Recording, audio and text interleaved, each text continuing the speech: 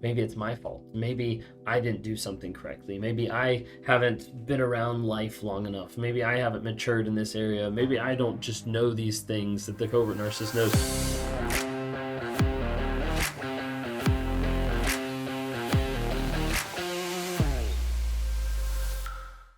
Did you ever feel crazy in the relationship? Did you ever feel like the other person just made you feel insane? Maybe you were in a toxic relationship, a narcissistic, sociopath, psychopath, whatever it might be. But did you ever have those like feelings of like, I don't understand what's going on? Like, I feel really crazy.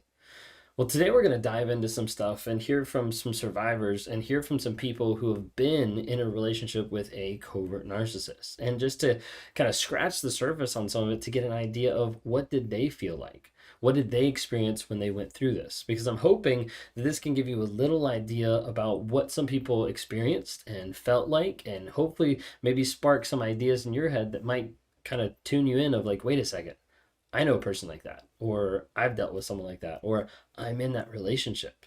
So I want to be able to talk to you a little bit today about covert narcissism and what people feel like when they're with a covert narcissist.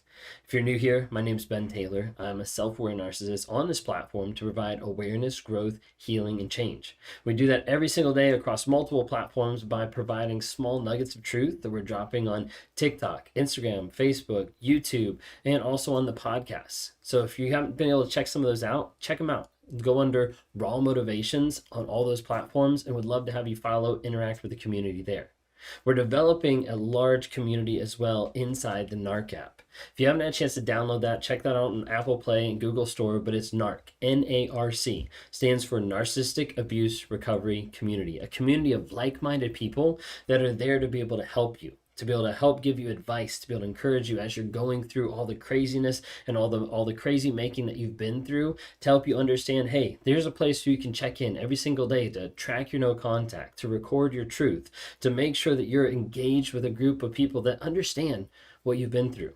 There's courses on there. We do weekly lives every Monday night to be able to get into a place where it's exclusive, where people can't see it, like broadcasted to the public. So you can come on screen, interact, be able to tell what's going on in your life right then and right now, to be able to get advice, kind of talk through stuff. We also have monthly coaching where we bring in coaches from all over the globe to be able to help train and help focus you to the next level of not just narcissism, but like, what is life going to look like next? How am I going to develop boundaries? How am I going to develop my life and take it back and take back my power? So we'd love to have you involved in that. Download the NARC app, Apple Store, Google Play. If you're listening on the podcast, thank you guys so much. Go ahead and give us a rating or a review, and we're going to dive right in. So covert narcissism. Okay, so this is coming from the book here that we've been going through just recently, The Covert Passive Aggressive Narcissist by Debbie Mirza. And so in this one section here that she's talking through, it gives the idea of like what survivors feel. Okay, so we're trying to get on the flip side to maybe give you like an idea of like, this is what's actually going on with me. So it says list of common things that victims told Debbie whenever they were in a relationship with a covert narcissist. I felt like the narcissist was interesting and I was dull. I felt judged for the dumbest things. It's like passive aggressiveness. I felt like things were about me were irritating to her. I felt like I was too quiet, too loud, too opinionated, too strong, too lazy, too picky, and not easygoing enough. I felt stifled, held down for years. I didn't feel free to be myself, not all of me. I felt needy when I was around him. I felt insecure. I felt like I was an object that was easily replaceable. I felt like I was the positive one. It felt like he was the positive one and I was the downer.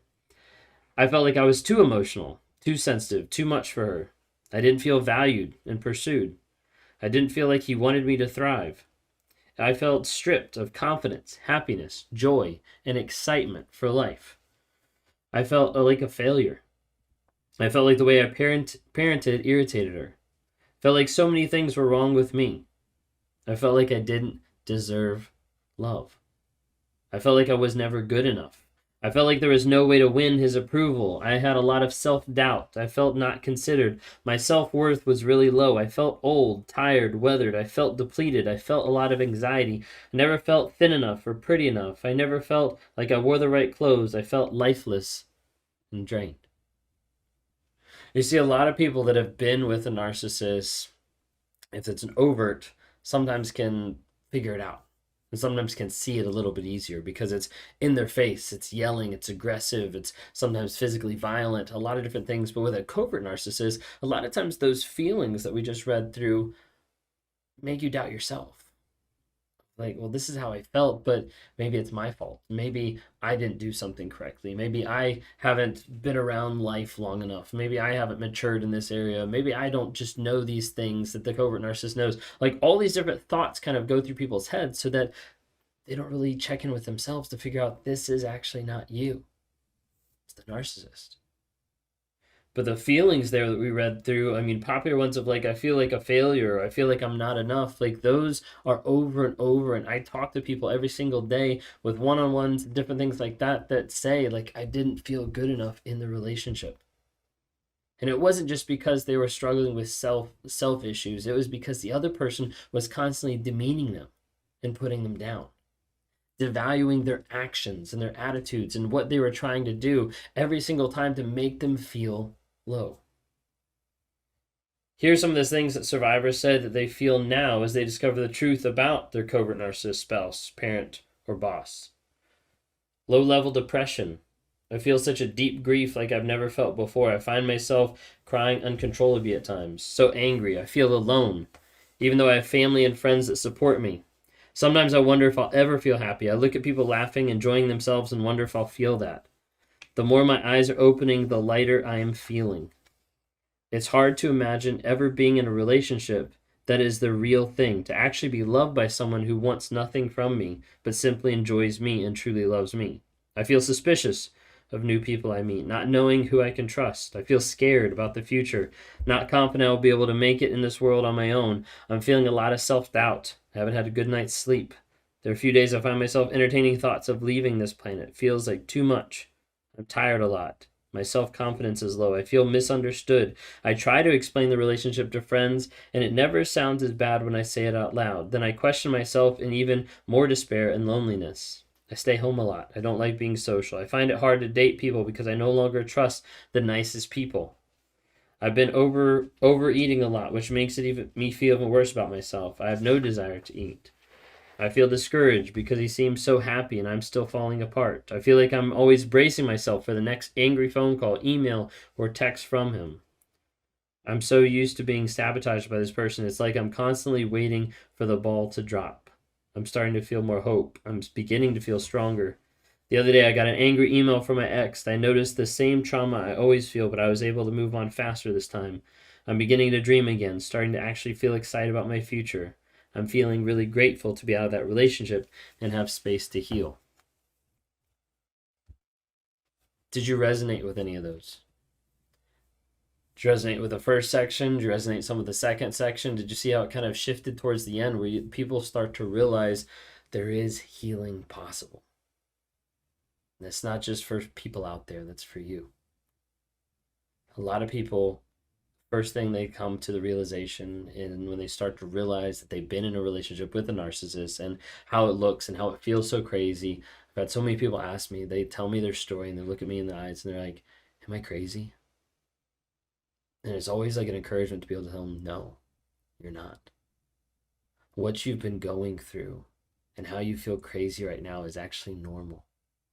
It's normal for the crazy making that this person put you through. It's normal for the abuse that you've suffered. It's normal for the gaslighting, the dog whistling, the manipulation, for you to react this way and feel really frustrated, really mad, and really crazy of like, what is going on? This isn't me. That's normal.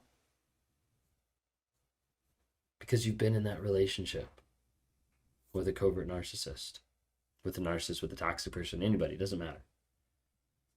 And oftentimes people are wondering that, like, is this normal? Well, hopefully with just reading some of that, you were able to realize that you're not alone. And there's a lot of other people that have felt the same things that you're feeling, that have experienced the same things that you're going through, that have wondered, wait a second, is it me? Is it them? Am I toxic? Are they toxic? Is it both of us? Like, what's actually going on?